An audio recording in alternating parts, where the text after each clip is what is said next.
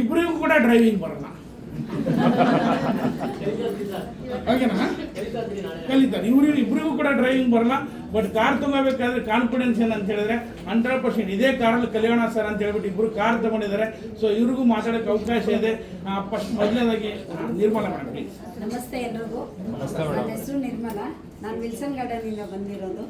So ಈ ಒಂದು ಪ್ಲಾಟ್ಫಾರ್ಮಿಗೆ ಬಂದು ನಾನು ಸ್ವಲ್ಪ ದಿವಸನೇ ಆಗಿದ್ದು. ಬಟ್ ಏನಂದರೆ ಇದರಲ್ಲಿ ಸಿಸ್ಟಮ್ ಅರ್ಥ ಮಾಡ್ಕೋಬೇಕು. ಸಿಸ್ಟಮ್ ಅರ್ಥ ಮಾಡ್ಕೊಳ್ತಾ ಒಂದು ಟೀಮ್ ಅಂತ ನಮಗೆ ಅಂತಲೇ ಕ್ರಿಯೇಟ್ ಆಗುತ್ತೆ. ಸಿಸ್ಟಮಲ್ಲಿ ನಮಗೆ ಗೊತ್ತೇ ಇರಲ್ಲ ಟೀಮ್ ಕ್ರಿಯೇಟ್ ಆಗೋದು.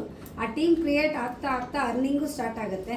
ಅರ್ನಿಂಗ್ ಸ್ಟಾರ್ಟ್ ಆಗಿ ನಮ್ಮ ಟೀಮು ಬರ್ತಾ ಅರ್ನಿಂಗು ಜಾಸ್ತಿ ಆಗ್ತಾ ನಮಗೇನು ಅನಿಸುತ್ತೆ, ಇನ್ನೂ ಅರ್ನಿಂಗ್ ಮಾಡಬೇಕು, ಟೀಮ್ಗೆ ಒಂದು ಹೆಲ್ಪ್ ಮಾಡಬೇಕು. ಆ ಟೀಮ್ನ ಮತ್ತೆ ನಾವು ಇದೇ ಥರ ಅವ್ರಿಗೂ ಅಚೀವ್ಮೆಂಟ್ ಮಾಡಿಸ್ಬೇಕು ಅಂತ ಗೊತ್ತಾಗುತ್ತೆ. ಆ ಸಿಸ್ಟಮ್ನ ಫಾಲೋ ಮಾಡ್ತಾ ನಾನು ಒಂದು ಹೌಸ್ ವೈಫ್ ಆಗಿ ಇಷ್ಟೆಲ್ಲ ಮಾಡಿದ್ದೀನಿ ಅಂದರೆ ನೀವು ಎಲ್ಲರೂ ಮಾಡ್ಬೋದು. ಕಾಮನ್ ಪೀಪಲ್ಗೂ ಇದು ಇರೋವಂಥ ಒಂದು ಅವಕಾಶ. ಇದನ್ನೆಲ್ಲರೂ ಯೂಸ್ ಮಾಡ್ಕೊಳ್ಳಿ. ಅದೇ ಥರ ನಾನು ಇವಾಗ ಕಾರ್ ಅಚೀವ್ಮೆಂಟ್ ಮಾಡಿರೋದು ಅಷ್ಟೇ. ನಮ್ಮ ಟಾಪ್ ಲೀಡರ್ಸ್ ಎಲ್ಲ ನನಗೆ ತುಂಬ ಹೆಲ್ಪ್ ಮಾಡಿದ್ರು. ಮತ್ತು ನನ್ನ ಅಸೋಸಿಯೇಟ್ಗಳು ಕೂಡ ಹೆಲ್ಪ್ ಮಾಡಿದ್ದಾರೆ. ಮತ್ತು ಅವರು ಕೋಆಪ್ರೇಷನ್ನಿಂದ ನನಗಿವತ್ತು ಕಾರ್ ಅಚೀವ್ಮೆಂಟ್ ಆಗಿದೆ.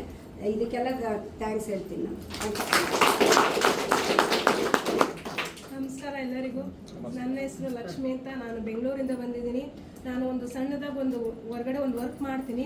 ಒಂದು ಪಾರ್ಟ್ ಟೈಮ್ ವರ್ಕ್ ಮಾಡಿಕೊಂಡು ಇಷ್ಟೆಲ್ಲ ಅಚೀವ್ಮೆಂಟ್ ಮಾಡೋದಕ್ಕೆ ಸಾಧ್ಯ. ಅಂದರೆ ನನ್ನ ಮನೆಗೆ ಬೇಕಾಗಿರೋದು ನಾನೊಂದು ಗ್ರಾಸರಿ ತೊಗೊಂಡಿರೋದ್ರಿಂದ ಇಷ್ಟೆಲ್ಲ ಅಚೀವ್ಮೆಂಟ್ ಮಾಡೋದಕ್ಕೆ ಸಾಧ್ಯ ಆಯಿತು. ಬಟ್ ನನಗಿದು ಹೊಸದು ಸಿಸ್ಟಮ್ ಅನ್ನೋದು ನಂಗೆ ನಾಲೆಡ್ಜ್ ಇಲ್ಲ. ಬಟ್ ಆದರೆ ನನಗೆ ಸಪೋರ್ಟ್ ಮಾಡಿದರೆ and Sihu sir, Chandru sir ತುಂಬ ಸಪೋರ್ಟ್ ಮಾಡಿದ್ರು. ಹೆಜ್ಜೆಗೂ ನಾನು ಸಪೋರ್ಟ್ ಮಾಡಿ ನಿಮ್ಮ ಕೈಯಲ್ಲಿ ಆಗುತ್ತೆ ಮಾಡಿ ಅಂದರೆ ಗಂಡು ಮಕ್ಕಳು ಸ್ಪೀಡಿಗೆ ಹೆಣ್ಮಕ್ಳುಗಳು ಜಾಸ್ತಿ ಮ್ಯಾಚ್ ಆಗೋಕ್ಕಾಗಲ್ಲ. ಯಾಕೆಂದರೆ ಅವ್ರದ್ದೇ ಒಂದು ಮೈಂಡ್ ಸೆಟ್ ಇರುತ್ತೆ. ಅವರು ಸ್ಪೀಡಾಗಿ ಹೋಗ್ತಿರ್ತಾರೆ. ಬಟ್ ಆದರೂ ಒಂದು ಹೆಣ್ಮಗುನ ಬೆಳೆಸಿ ಇವತ್ತೊಂದು ಕಾರ್ ಅಚೀವ್ಮೆಂಟ್ ಮಾಡಿದ್ದಾರೆ ಅಂದರೆ ಅವ್ರಿಗೆ ಚಿರುಋಣಿಯಾಗಿರ್ತೀನಿ. Thank you so much. And Sihu sir, Chandru sir, ಹಾಗೆ ನನಗೆ ಇದೊಂದು ಅವಕಾಶ ಕೊಟ್ಟಿದ್ದು ರಾಜಲಕ್ಷ್ಮಿ ಮೇಡಮ್, ಅವ್ರಿಗೂ ಥ್ಯಾಂಕ್ಸ್ ಹೇಳ್ತೀನಿ. ಹಾಗೆ ಈ ಸಿಸ್ಟಮ್ ನಾನು ಅಳವಡಿಸ್ಕೊಂಡು ನಾನು ನನ್ನ ಮನೆಗೆ ಒಂದು ಶಾಪಿಂಗ್ ಮಾಡಿಕೊಂಡು ಇಷ್ಟೆಲ್ಲ ಅಚೀವ್ಮೆಂಟ್ ಮಾಡಿದ್ದೀನಿ. ಹಾಗೆ ಒಂದು ಗೋವಾ ಟ್ರಿಪ್ ಅಚೀವ್ಮೆಂಟ್ ಮಾಡಿದ್ದೀನಿ. ಅದು ಸ್ವಲ್ಪ ವಾಚರು ಹಾಗೆ ಟ್ಯಾಬು ಪ್ರತಿಯೊಂದು ಅಚೀವ್ಮೆಂಟ್ ಮಾಡಿಕೊಂಡು ಇವತ್ತು ಒಂದು ಕಾರ್ ಅಚೀವ್ಮೆಂಟ್ ಮಾಡಿದ್ದೀನಿ. ಇವತ್ತು ನನ್ನದೇ ಆದಂಥ ಒಂದು ಸ್ವಂತ ಕಾರಲ್ಲಿ ಬಂದಿದ್ದೀನಿ. ನಮ್ಮ ಜಬೀರ್ ಸರ್ ಬಂದರು. ಅದು ಕಾರ್ ಮೊದಲೇ ಸರ್ ಹೇಳಿದ್ರು ಡ್ರೈವಿಂಗ್ ಬರಲ್ಲ ಅಂತ. ಬಟ್ ಡ್ರೈವಿಂಗ್ ಬರಲ್ಲ. ಹಾಗೆ ಇನ್ನೊಂದು 2 ವಾರದಲ್ಲೇ ಡ್ರೈವಿಂಗ್ ಮಾಡ್ಕೊಂಡು ನಾನು ಒಬ್ಬಳೇ ಓನಾಗಿ ಬರೋದಕ್ಕೂ ನಾನು ಇಷ್ಟಪಡ್ತೀನಿ. ಮಾಡೇ ಮಾಡ್ತೀನಿ. ತುಂಬ ಪ್ರೌಡ್ ಫೀಲ್ ಇದೆ. ಒಂದು ಹೆಣ್ಣು ಮಗು ಹೊರಗಡೆ ನನ್ನ ಗೋಡೆ ಮಧ್ಯೆ ಕೆಲಸ ಮಾಡ್ತಿದ್ದು ಇವತ್ತು ಬಂದು ಇಷ್ಟು ಜನದ ಮುಂದೆ ಒಂದು ಕಾರ್ ಅಚೀವ್ಮೆಂಟ್ ಆಗಿ ನಿಂತಿದ್ದೀನಿ. ಅದಕ್ಕೆ ತುಂಬಾ ಥ್ಯಾಂಕ್ಸ್ ಹೇಳಬೇಕು ಈ ಪ್ಲಾಟ್ಫಾರ್ಮ್ಗೆ. ಯಾಕೆಂತಂದರೆ ಎಲ್ಲೂ ಯಾರೂ ನಮ್ಮನ್ನ ಗುರುತಿಸಲ್ಲ. ಪ್ರತಿ ವರ್ಷ ಕೆಲಸ ಮಾಡ್ತಾ ಇರ್ತೀವಿ, ನಮ್ಮನ್ನ ಯಾರೂ ಗುರುತಿಸಲ್ಲ. ಬಟ್ ಇವತ್ತು ಸಿಸ್ಟಮು ಹೆಣ್ಮಕ್ಳನ್ನ ತುಂಬ ಗುರುತಿಸ್ತಾ ಇದೆ. ಇಲ್ಲಿ ತುಂಬ ಜನ ಹೆಣ್ಮಕ್ಳು ಇರ್ತೀರಿ. ಅಂದರೆ ಭೂಮಿ ತಾಯಿನ ದೇವ್ರಿಗೆ ಹೋಲಿಸ್ತಾರೆ. ಅಂದರೆ ಭೂಮಿ ತಾಯಿನ ಒಂದು ದೇವರು ಅಂತ ನಾವು ಅಂದರೆ ತಿಳ್ಕೊತೀವಿ. ಬಟ್ ಇವತ್ತು ಇಡೀ ಪ್ರಪಂಚನೇ ತಲೆ ಮೇಲೆ ಹೊತ್ಕೊಂಡು ನಿಂತಿದ್ದಾರೆ ತಾಯಿ. ಬಟ್ ಅಂತ ತಾಯಿ ಒಳ್ಳೇದು ತಗೋತಾಳೆ, ಕೆಟ್ಟದ್ದು ತಗೋತಾಳೆ. ಕೆಲವರು ಬುಡ್ಸಿ ವರ್ಸಿ ರಂಗೋಲಿ ಹಾಕ್ತಾರೆ, ಕೆಲವರು ಚೂತು ಅಂತಾರೆ. ಬಟ್ ಅದನ್ನೆಲ್ಲ ತಗೊಂಡು ಸಮೂಹವಾಗಿ ತಗೊಂಡು ಅದನ್ನ ಇಡೀ ಪ್ರಪಂಚನೇ ತಲೆ ಮೇಲೆ ಹೊತ್ಕೊಂಡಿದ್ದಾಳೆ. ನಮ್ಗೆ ಇದೆಲ್ಲ ಯಾವ್ದು ಹೆಣ್ಮಕ್ಳು ಏನು ಮಾಡಿದ್ರು ಮನ್ಸು ಮಾಡಿದ್ರೆ ಏನು ಬೇಕಾದ್ರೂ ಮಾಡ್ಬೋದು. ಇವಾಗ ಹೆಣ್ಮಕ್ಳು ಹೊರಗಡೆ ಏನೆಲ್ಲ ಮಾಡ್ತಿಲ್ಲ. ಪ್ರತಿಯೊಂದು ಗಂಡು ಮಕ್ಳು ಯಾರು ಬೇಜಾರು ಮಾಡ್ಕೋಬೇಡಿ. ಗಂಡು ಮಕ್ಳು ಮಾಡೋ ಕೆಲಸ ಅಲ್ಲ ಹೆಣ್ಮಕ್ಳುಗಳು ಮಾಡ್ತಾ ಇದೀವಿ ಇಲ್ವಾ? ಇವಾಗ ಫ್ಲೈಟ್ ಓಡಿಸ್ತಾ ಇದೀವಿ, ಮೆಟ್ರೋ ಓಡಿಸ್ತಾ ಇದೀವಿ, ಕ್ಯಾಬ್ ಓಡಿಸ್ತಾ ಇದೀವಿ, ಅಮೆಝಾನ್, ಫ್ಲಿಪ್ಕಾರ್ಟಲ್ಲೆಲ್ಲ ಕೆಲಸ ಮಾಡ್ತಿದ್ದಾರೆ. ಹೆಣ್ಮಕ್ಳು ಯಾವ್ದು ಪೆಟ್ರೋಲ್ ಬ್ಯಾಂಕಿಗೆ ಹೋದ್ರೆ ಹೊಟ್ಟೆ ಉರಿಯುತ್ತೆ ಕೆಲವು ಹೆಣ್ಮಕ್ಳುಗಳು. ಬೆಳಗ್ಗೆ ಸಂಜೆವರೆಗೂ ಕೆಲವು ಹೆಣ್ಮಕ್ಳುಗಳಿಗೆ ಒಂದೊಂದು ಪ್ರಾಬ್ಲಮ್ ಇರುತ್ತೆ. ಬಟ್ ಮಂತ್ಲಿ ಅಂದರೆ ಬಟ್ ಆದರೂ ಅವ್ರು ನಿಂತ್ಕೊಂಡು ಪ್ರತಿದಿನ ಅವ್ರು ಪೆಟ್ರೋಲ್ ಹಾಕ್ತಿರ್ತಾರೆ. ಅಂಥದ್ರಲ್ಲಿ ಹೆಣ್ಮಕ್ಳು ಅಷ್ಟೆಲ್ಲ ಕಷ್ಟಪಡ್ತಿದ್ದಾರೆ.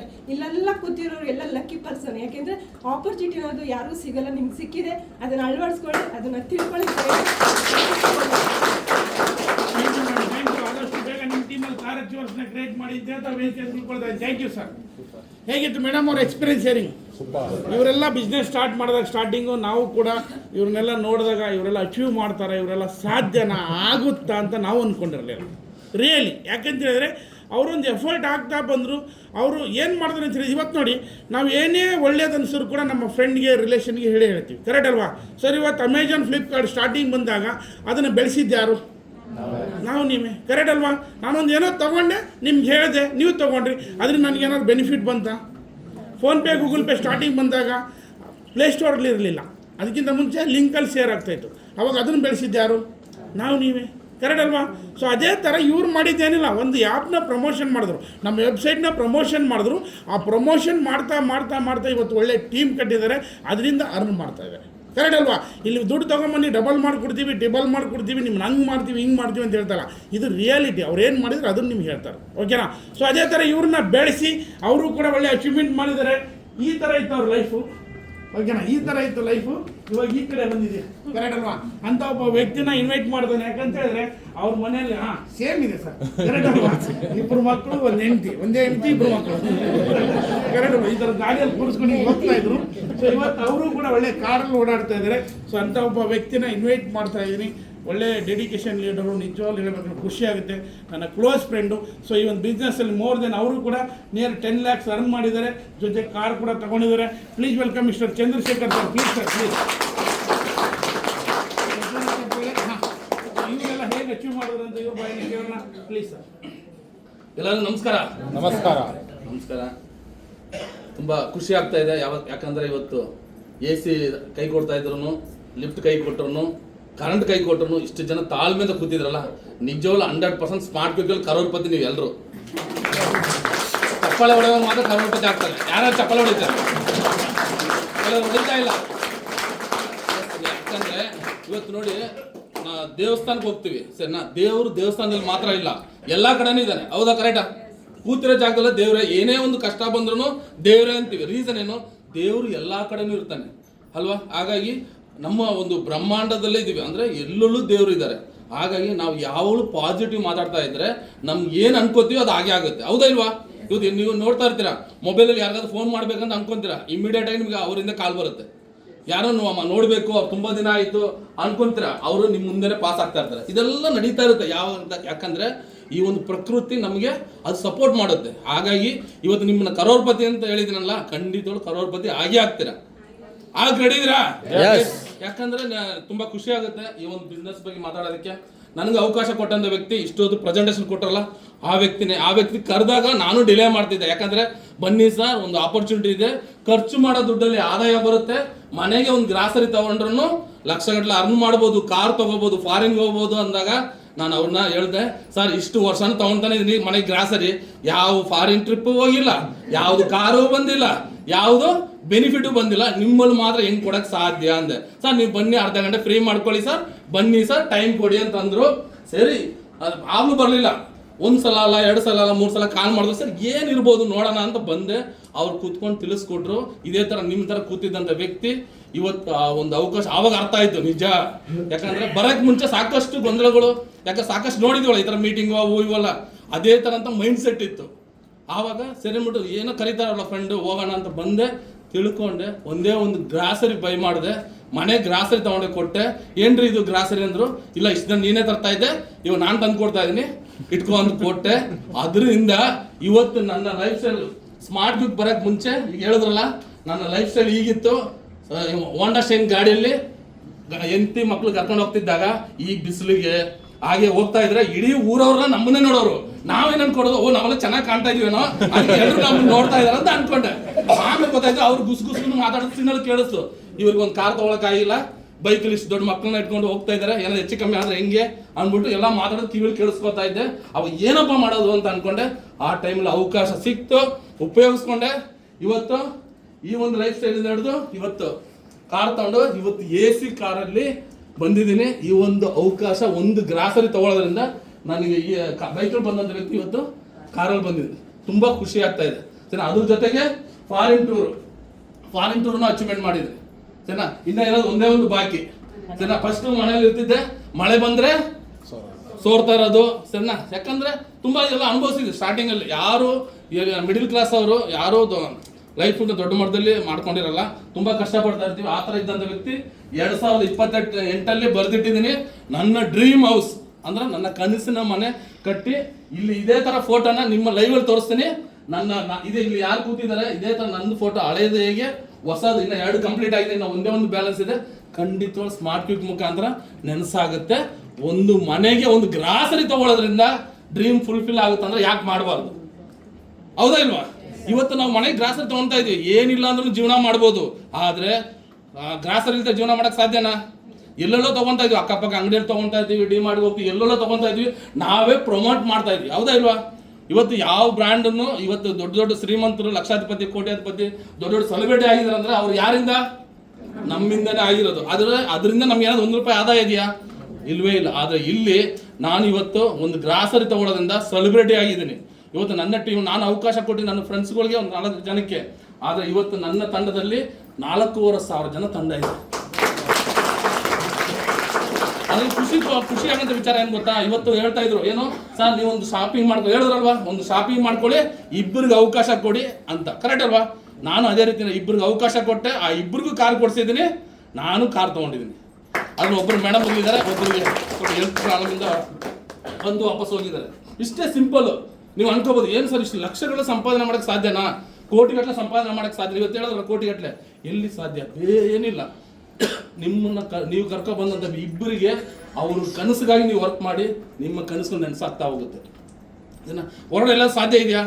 ಜೀವನ ಪೂರ್ತಿ ಕಷ್ಟಪಡ್ತಾನೆ ಇದ್ದೀವಿ, ಲೈಫು ಹೋಗ್ತಾನೆ ಇದೆ, ಆದರೆ ಕನಸಾಗಿಯೇ ಉಳಿದಿದೆ. ಕರೆಕ್ಟ್ ಅಲ್ವಾ? ಆದರೆ ಕನಸು ನೆನಸು ಮಾಡ್ಕೋಬೇಕಾ? ವಿತಿನ್ ಶಾರ್ಟ್ ಟೈಮಲ್ಲಿ ಸ್ಮಾರ್ಟ್ ಕ್ವಿಕ್ಕಿನ ಒಂದು ಶಾಪಿಂಗ್, ಇಲ್ಲಿ ಯಾವುದು ಜಾಯಿನ್ ಆಗಿ ಮೆಂಬರ್ ಆಗಿ ಅವೆಲ್ಲ ಏನಿಲ್ಲ. ನಿಮ್ಮ ಮನೆಗೆ ಗ್ರಾಸರಿ ಬೇಕೇ ಬೇಕು. ಇದು ಸ್ಮಾರ್ಟ್ ಕ್ವಿಕ್ ತೊಗೊಂಡಿಲ್ಲ ಅಂದರೆ ಇಷ್ಟು ವರ್ಷ ತೊಗೊತಾನೆ ಇದೀವಿ ಹೊರಗಡೆ, ಅದರಿಂದ ಜೀವನ ಏನೂ ಬದಲಾಗಿಲ್ಲ.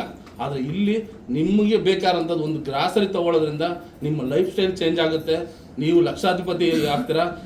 ನಾವು ಮಾಡೋದು ಕೆಲಸದಲ್ಲಿ ತಿಂಗಳಿಗೆ 20,000-30,000 ಸಂಬಳ ಬರ್ತಾ ಇದೆ. ಕರೆಕ್ಟಾ? 20,000-30,000 ಸಂಬಳ ತಗೊಂಡು ನಿಮ್ಮ ಕನಸುಗಳು ನೆನ್ಸು ಮಾಡ್ಕೊಳ್ಳೋಕೆ ಸಾಧ್ಯ ಇದೆಯಾ?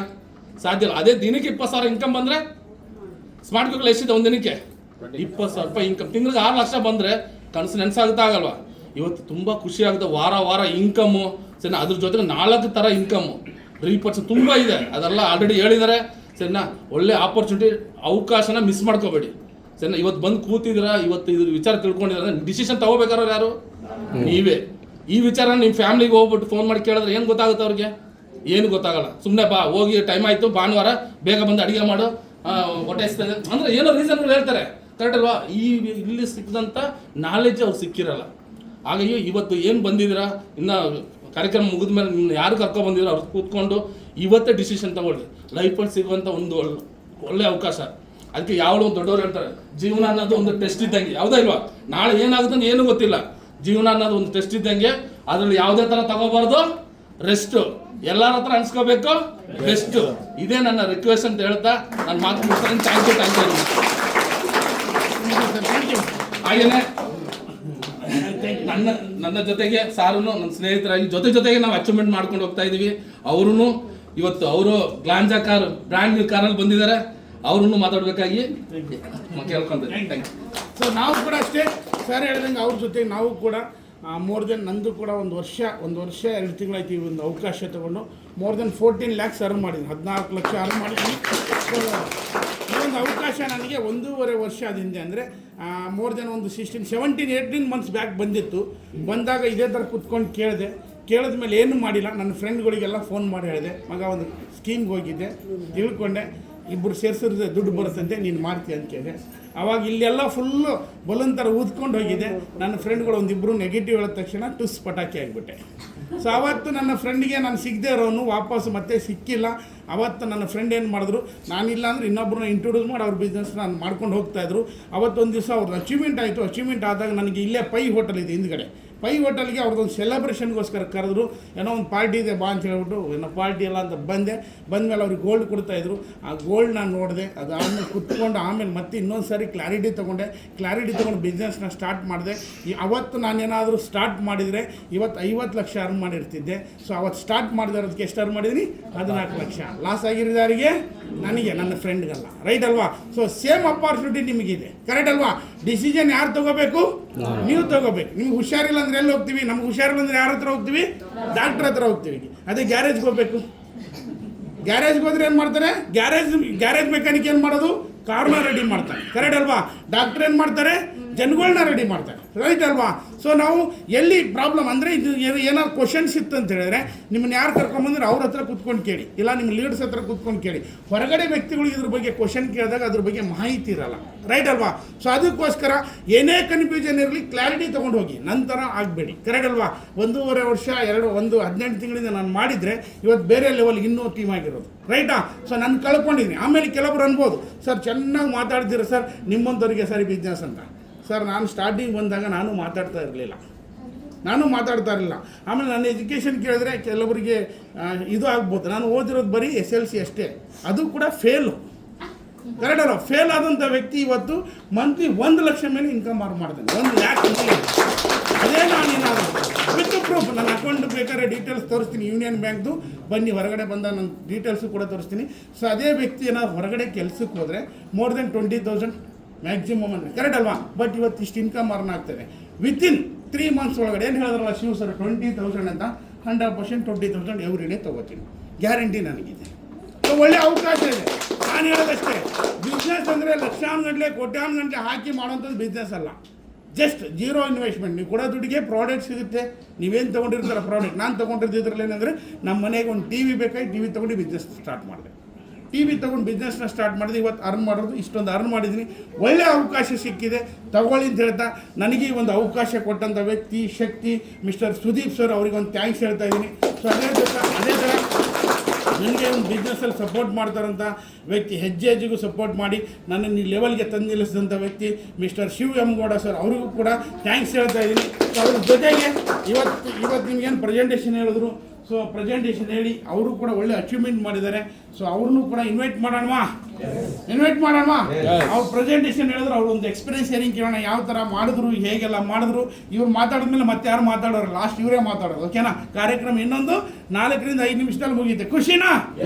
ಎಸ್. ಓಕೆ. ಸೊ ಅವ್ರನ್ನ ಇನ್ವೈಟ್ ಮಾಡ್ತಾ ಇದ್ದೀನಿ.